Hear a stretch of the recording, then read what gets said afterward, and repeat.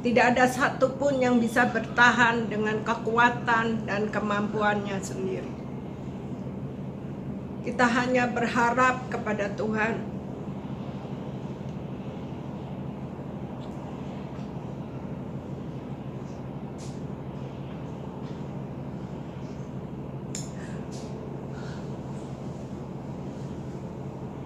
Dia satu-satunya yang kita andalkan, saudara-saudara kekasih.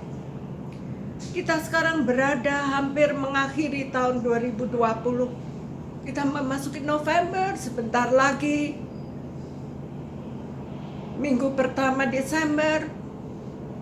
Dan kita tidak pernah tahu kapan masalah pandemi yang begitu menghimpit di dunia ini selesai. Adanya mengatakan tahun 2022, adanya mengatakan tahun 2023, tidak pernah kita ketahui. Tapi satu hal, saudara-saudara kekasih, kita hanya bergantung harap kepada Sang Pencipta langit dan bumi. Karena Dia sedang menguduskan kami semuanya. Dia sedang melihat, menjelajah matanya ke seluruh muka bumi, melihat ciptaannya. Apakah Dia benar-benar mengasihi Allah ini, mengasihi Tuhan Yesus dengan segenap hati. Kita harus melewati masa-masa yang sulit, yang menuntut kita untuk beradaptasi dengan keras. Ya saudara, kita harus berjuang, mengajarkan bahwa perubahan adalah sesuatu yang mutlak terjadi dalam hidup ini. Jadi kita nih harus berubah dengan kehendaknya Tuhan, ya saudara-saudara kekasih. Mau nggak mau, suka nggak suka, kita enter a new dimension, masuk dalam era yang baru. Mau gaptek nggak gaptek, kita masuk dan kita harus belajar untuk kita melihat apa yang terjadi di dunia ini, ya saudara. Jadi saya melihat, kalau kita lihat berita dunia, kita sangat sedih. Tapi ada berita baik, yaitu kebenaran firman Allah yang hanya bisa kita lakukan. Kita dengar betapa besar kasihnya Tuhan, dan lagu-lagu pujian tadi kita lihat sungguh-sungguh besar kasihnya Tuhan. Dia sungguh luar biasa. Ya, itu sangat menyentuh hati kita, ya saudara. Makanya kita dipanggil, kita dipilih, kita ditetapkan. Jangan pernah takut. Kau ditinggalkan orang, kau dihina, kau dicerca, kau diejek. Jangan pernah takut. Karena kita ada di dalam tangan Tuhan Yesus Kristus. Jadi kita pun harus berani mengambil langkah-langkah baru. Lupakan semua yang di belakang dan jangan pernah kita nengok ke belakang. Yang sebelumnya kita pikir tidak akan mungkin bisa dilakukan, apa yang kita tidak bisa, bersama dengan Tuhan Yesus Kristus kita bisa. Ternyata kalau terjepit, kepepet apapun, tahu-tahu kita bisa, saudara. Amin. Itulah Tuhan. Kita masuk di dalam suatu era yang baru. Kita pasti bisa berubah. Kita tidak sama lagi dengan pribadi kita yang dulu mungkin yang lemah, yang takut, yang waduh apa-apa nggak bisa. Tetapi kita didorong. Ya lihat backgroundnya Pendeta Diana aja. Orang yang pemalu, penakut, tidak bisa apa-apa, tidak pandai, diubahkan lewat proses-proses kehidupan. Karena tetap tinggal di dalam firman Allah, tetap percaya kepada Tuhan Yesus. Kapan waktunya? Itu semua waktu Tuhan, ya saudara. Jadi kita yang jadi baru, tanpa menunggu tahun depan, tanpa besok-besok aja ya Tuhan. Gak ada tawar-menawar. Now is the time. Ya. Karena terkadang tanpa disadari batasan diri itu, kata ciptakan diri, mungkin terlalu banyak drama sehingga segala sesuatu yang seharusnya tidak dipermasalahkan malah sering menimbulkan keruwetan. Ya, jadi kita jangan cari-cari masalah, saudara. Kita lakukan yang baik, disalahkan orang, difitnah orang. Bahkan kadang-kadang orang rohaniawan, yang benar-benar rohaniawan, Alkitab hafal dari Kejadian sampai Wahyu, tapi ya hanya di luar kulit saja. tapi tidak pernah melakukan, ya saudara. Kita nggak peduli, tapi Tuhan mau kita melakukan firman Tuhan. Padahal yang membuat rumit seringkali itu adalah diri kita sendiri. Kita dengar hal yang orang menghakimi saudara, orang memfitnah saudara, jadi kitanya jadi terbawa-bawa. Tapi mari kita fokus bahwa Tuhan Yesus kasih-Nya luar biasa. Dia tidak peduli engkau berdosa, engkau dulu orang yang tidak layak, orang pembual, ya saudara. Tapi semua itu lewat proses engkau akan diubahkan, engkau akan dikuduskan, berjalan menuruti mentaati firman Tuhan. Terutama perkataan, pikiran, mari kita fokus ke hal-hal perkara yang bisa merubah kita saja, yaitu yang bisa merubah Tuhannya Tuhan Yesus lewat kebenaran firman-Nya, supaya kita bisa mengatasi segala keruatan di dalam hidup kita, ya saudara-saudara kekasih. Jadi kita lihat masalah ini bukan kita hadapi sendiri, seluruh dunia. Kadang-kadang kita rasanya aduh udah capek deh, badanku lelah, sudah deh, matamu boleh basah, air matamu boleh turun, tapi ingat bahwa air mata kita ditampung di dalam kirbatnya Allah. Tapi hati kita, pikiran kita, pandangan kita fokus kepada Tuhan. Hati kita tidak boleh lemah di dalam situasi kondisi seperti ini. Jiwamu jangan kalah saudara, jangan mengalah, jangan pernah menyerah dengan keadaan dunia ini. Kembali kita bangkit, kembali kita bisa gagah perkasa, semuanya akan kembali indah. Sebab Dia hidup, ada hari esok, ya saudara-saudara. Mari kita mulai belajar mengenai perkataan, ya saudara, betapa perkataan itu yang keluar dari mulut, mungkin menghakimi, mungkin menuduh. Wow, kita punya Tuhan.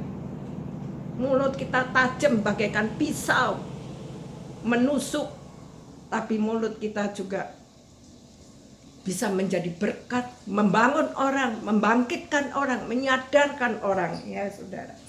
Dan kita lihat kesulitan-kesulitan yang ada di bumi itu sudah tertera, ya saudara, di Wahyu 6 ayat 1 sampai 8. Maka aku melihat anak domba itu membuka yang pertama dari ketujuh meterai itu, dan aku mendengar yang pertama dari keempat makhluk itu berkata dengan suara bagaikan bunyi guru.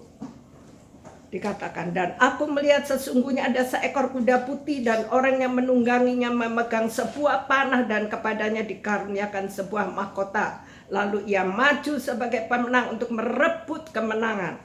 Dan ketika anak domba itu membuka meterai yang kedua, aku mendengar makhluk yang kedua berkata, mari, ya, dan majulah seekor kuda lain, seekor kuda merah padam, dan orang yang menungganginya dikaruniakan kuasa untuk mengambil damai sejahtera dari atas bumi. Damai sejahteramu hilang saudara kalau engkau di luar Tuhan. Damai sejahteramu, kemenanganmu direbut apabila engkau tidak berakar di dalam kebenaran firman Allah. Ya saudara, sehingga mereka saling membunuh, ya saudara, dan kepadanya dikaruniakan sebilah pedang besar.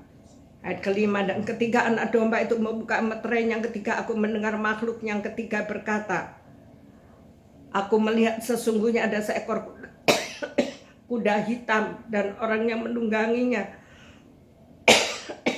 memegang sebuah timbangan di tangannya. Nah, hilang.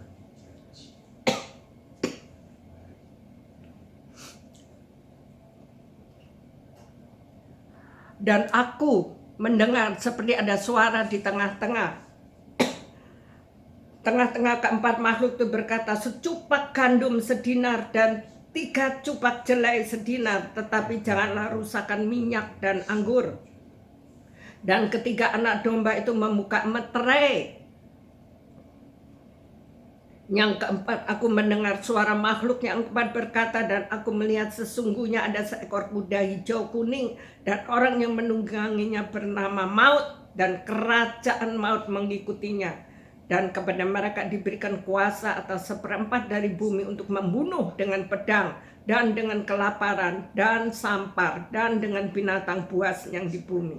Perhatikan saudara, anak domba itu membuka 4 meterai pertama, keluar 4 kuda putih, merah, padam, hitam, kuning yang duduk di atas tahta, di atas kuda adalah suatu utusan bencana saudara. Dia mendatangkan bencana yang menakutkan. 4 kuda diantaranya tadi sudah dikatakan warna merah padam, hitam, kuning, hijau, mewakili makna yang jelas. Penunggang kuda merah padam adalah simbol datangnya perang dan pembunuhan. Penunggang kuda hitam adalah simbol datangnya kelaparan, ya saudara, itu Wahyu 6:5-6. Penunggang kuda hijau kuning adalah simbol datangnya wabah yang membawa orang ke dalam kematian, Wahyu 6:7-8. Adapun apa yang dilambangkan oleh kuda putih terdapat perbedaan, karena di Wahyu ada 2 kuda putih, ya saudara. Penunggang kuda putih adalah Kristus, karena menurut Wahyu pasal 19 beda dengan Wahyu ini di pasal ini yang kita baca. Jadi Wahyu pasal 9 ketika Kristus datang adalah penunggang kuda putih, itu Wahyu 19:11. Beda dengan Wahyu 6 ini. Di samping itu ada yang berpendapat penunggang kuda itu adalah antikristus, karena tangannya memegang busur panah mirip dengan si iblis, yaitu istilah Gog. Itu ada, boleh dibaca di rumah, Yeskiel 39:1 dan sampai 3, ya, itu tidak saya bacakan karena sebagai presimbol antikris. Namun tak satu pun dari kedua penjelasan tersebut mempertimbangkan teks di bawahnya, yaitu konsistensi penjelasan atas keempat kuda. Faktanya ada perang, ada kelaparan, dan wabah adalah bencana umum dalam sejarah, dalam latar belakang saat kitab ditulis. Sebuah bencana yang jelas adalah orang Partrian yang ada di perbatasan Kekaisaran Romawi. Mereka mahir menarik busur dan memanah dari atas kuda. Begitu mereka menyerang akan mengakibatkan masa sulit bagi rakyat, sehingga lebih tepat kuda putih diartikan sebagai bencana tentara musuh di perbatas. 4 kuda tersebut semuanya adalah pembawa bencana di bumi ini. Konsistensi ini dilihat dari kalimat terakhir perikopnya, menyemen 1/4 dari bumi ini. Saudara bisa pikiran, wabah pandemi ini seluruh dunia. Tapi dikatakan juga di sini 1/4 dari bumi dibunuh dengan pedang dan kelaparan dan sampar, penyakit sampar, dan dengan binatang-binatang buas yang ada di bumi. Wahyu 6:8, ya. Kita tidak merasa asing dengan semua jenis bencana yang digambarkan di Alkitab. Sebab perang, kelaparan, wabah, ya saudara, adalah apa yang sering terjadi di zaman ini. Jadi saudara, kemudian kuda itu keluar. Dalam kitab Wahyu, suara guru berasal dari tahta Allah, dan bencana juga terjadi setelah ada izin dari Allah. Juga busur, mahkota, pisau, kuasa penunggang kuda itu diberikan kepadanya. Dan kata lain, mereka semua adalah makhluk ciptaan, bukan diri mereka sendiri memiliki kekuatan, tetapi merupakan pemberian. Tentu saja mereka bukan pemegang kuasa tertinggi. Ya saudara, kita mesti ingat, kitab Wahyu itu memakai perspektif pada akhir untuk melihat dan mendeskripsikan bencana ini, sehingga ketika anak domba Allah membuka 7 meterai itu bukan berarti bahwa anak domba yang menyebabkan bencana. Pada kenyataan telah lama terjadi bencana berkecambuk di dunia sejak kejatuhan manusia di dalam dosa. Anak domba adalah penguasa kemenangan akhir zaman, dan dengan demikian juga memegang kendali proses menuju akhir zaman, ya saudara. Jadi ini suatu proses kita, makanya saudara, setiap hari itu baca firman Allah. Hanya firman yang bisa menguatkan. Firman itu bicara tentang kehidupan, tentang keadaan dunia, tentang keluarga, tentang pekerjaan, ya saudara, semua itu ada. Jadi kita lihat dalam seminggu terakhir atau sebulan, bencana apa yang telah terjadi di dunia ini. 8 bulan terakhir masuk 9 bulan ini. Maka sudahkah kita berdoa untuk korban? Baru-baru ini kita dengar di media sosial, Turki mengalami gempa bumi 7 skala Richter. Wow, saya lihat, saya sampai nangis, saya menjerit waktu melihat itu. Apartemen ambruk, roboh semuanya, saudara. Bencana